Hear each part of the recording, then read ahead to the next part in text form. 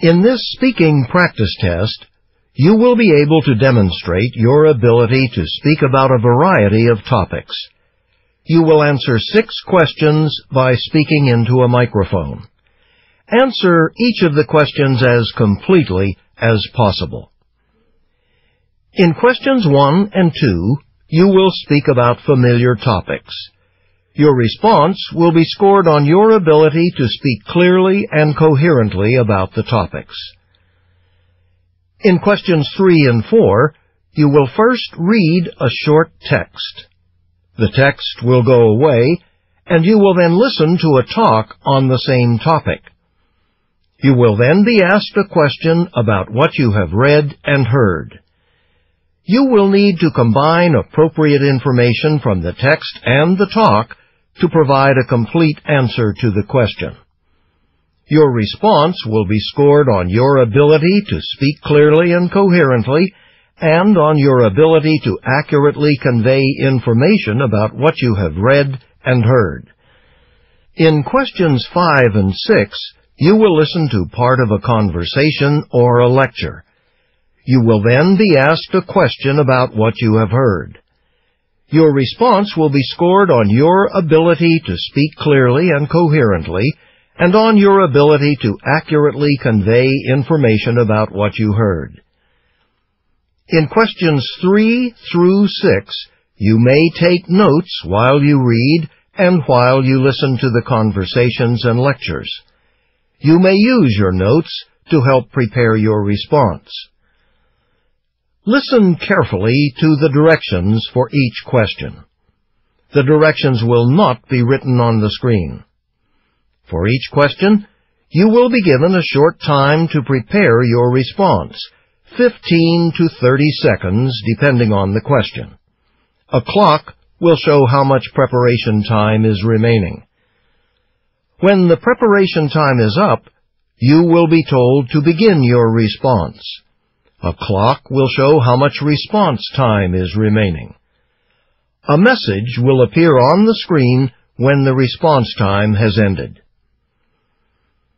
In this practice test, you can click on Stop Recording to stop the recording of your response. You can also click on Playback Response to hear your recording. Once you have heard your response, you will have the opportunity to record your response again or confirm that you want to keep your response. In questions 3 through 6, you can click on Replay Talk if you want to listen to the conversations or lectures again. During this practice test, you may click the pause icon at any time. This will stop the test until you decide to continue. You may continue the test in a few minutes or at any time during the period that your test is activated. Please note that the Stop Recording, Playback Response, Replay Talk, and Pause icons are available only for this practice test. They will not be available during the actual test. If you do not use these functions, your experience will be closer to the actual Toefl test experience. Performance on the speaking practice test is not necessarily a predictor of how you might perform during an actual Toefl administration. Click on Continue to go on. Number 1. In this question, you will be asked to talk about a familiar topic. After you hear the question, you will have 15 seconds to prepare your response and 45 seconds to speak. Please prepare your answer after the beep.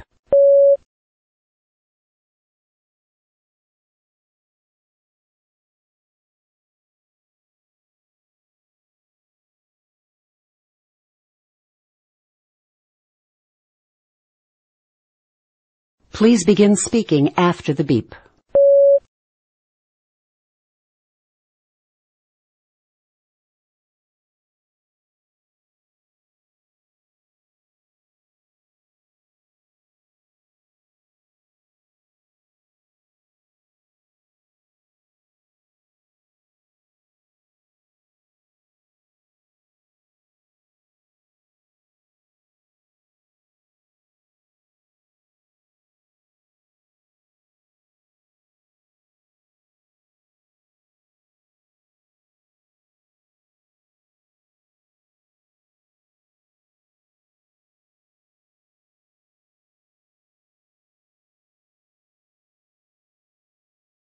Number 2. In this question, you will be asked to give your opinion about a familiar topic. After you hear the question, you will have 15 seconds to prepare your response and 45 seconds to speak.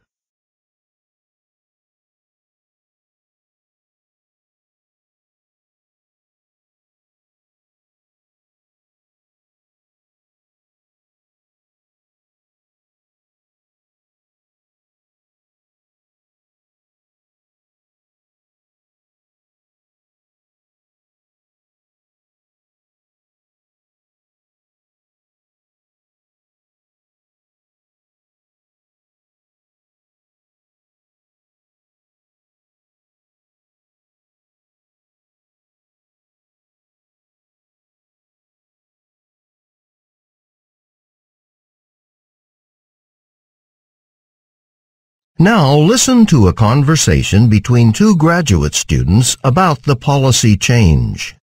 I overheard you complaining about that new policy yesterday, Jim. That's right.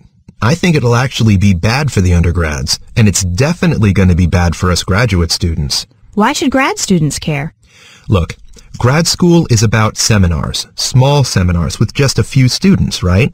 And there's a reason for that. You need small classes to get good discussions and individual attention. Put too many people in, well, it's goodbye to all that.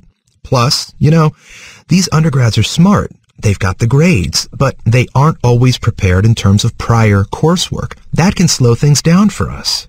Okay, and you were saying it's bad from their standpoint too? Right. Look, you did your undergraduate work at another university, and so did I. And that's pretty typical in general. You do your undergraduate studies at one university, and you go somewhere else for graduate school. Grad school's an opportunity to widen your horizons, meet new people, different professors, maybe live in a new place. If undergrads stay on, they won't get that. Please prepare your answer after the beep.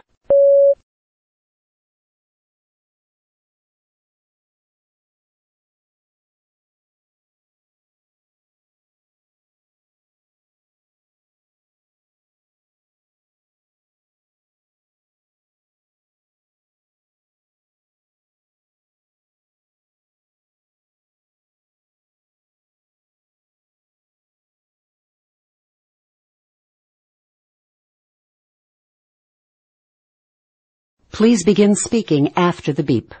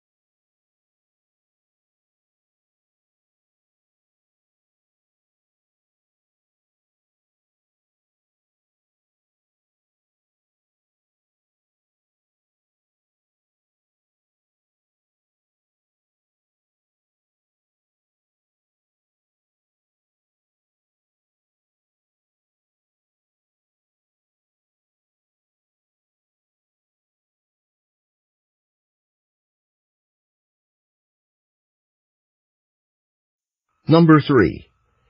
In this question, you will read a short passage about a campus situation and then listen to a talk on the same topic. You will then answer a question using information from both the reading passage and the talk. After the question, you will have 30 seconds to prepare your response and 60 seconds to speak.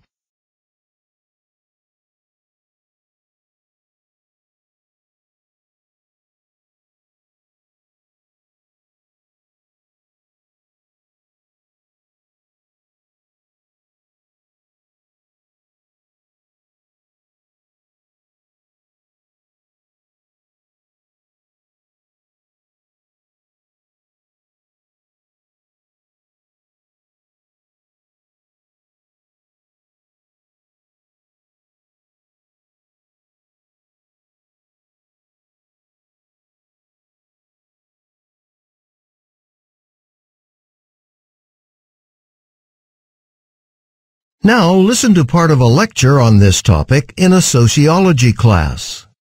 Imagine this situation. You're 13 years old and you're hanging out with your friends at your house. Suddenly your mother walks in and reminds you that you haven't done one of your chores. She tells you that you need to go into the kitchen and wash the dishes. Suddenly you're expected to be the obedient child, right? You should jump up and say, "Sure, Mom, right away," and go do it. But you're so embarrassed. You're afraid that if you act like a good kid now, your friends are going to think you're such a baby, so uncool. You're thinking to yourself, "Come on, I am not a child. I shouldn't have my mommy telling me what to do, especially not in front of my friends." But you can't just refuse. You have to wash those dishes.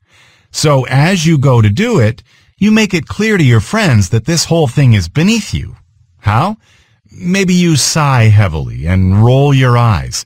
You say, "Yes, ma'am," but in an insincere voice. Maybe make a face when your mother turns her back.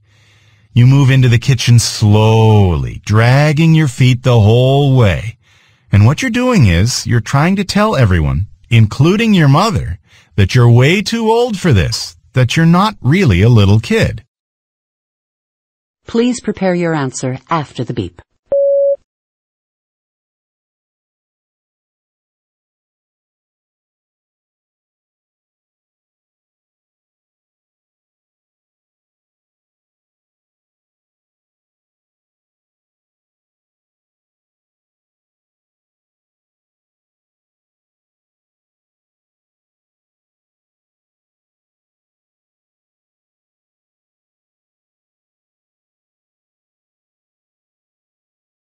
Please begin speaking after the beep.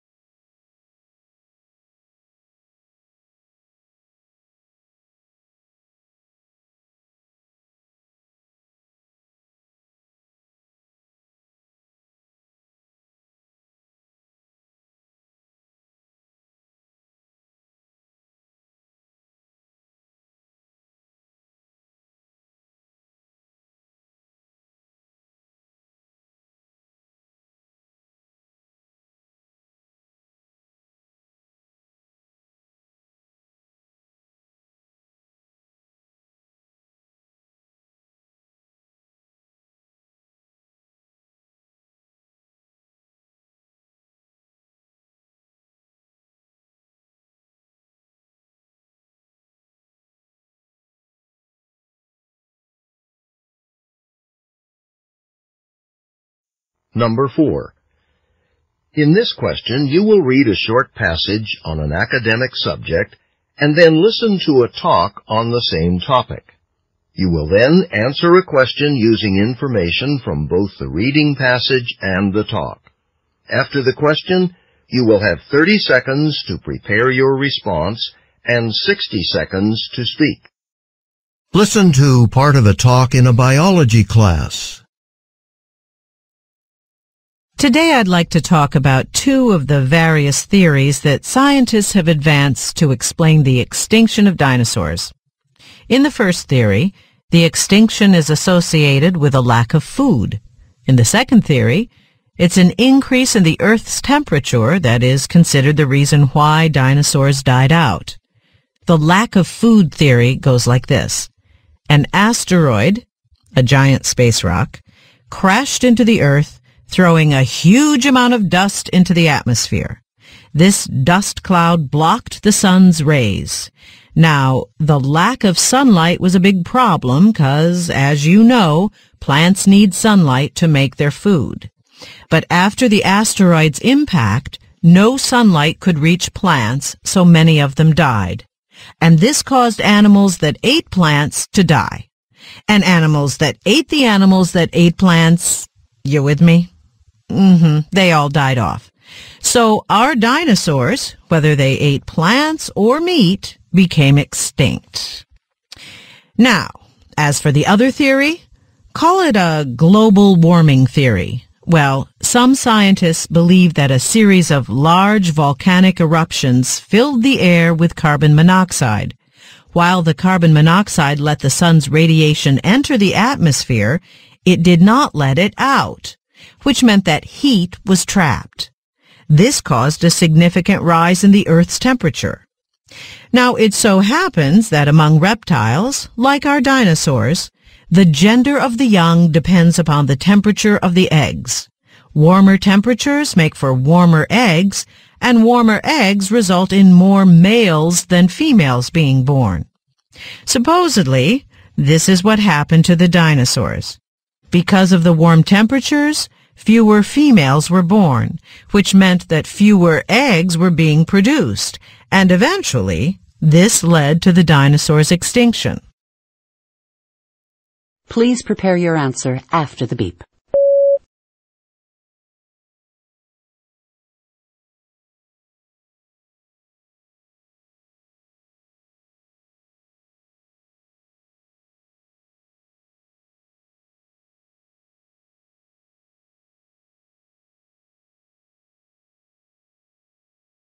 Please prepare your answer after the beep.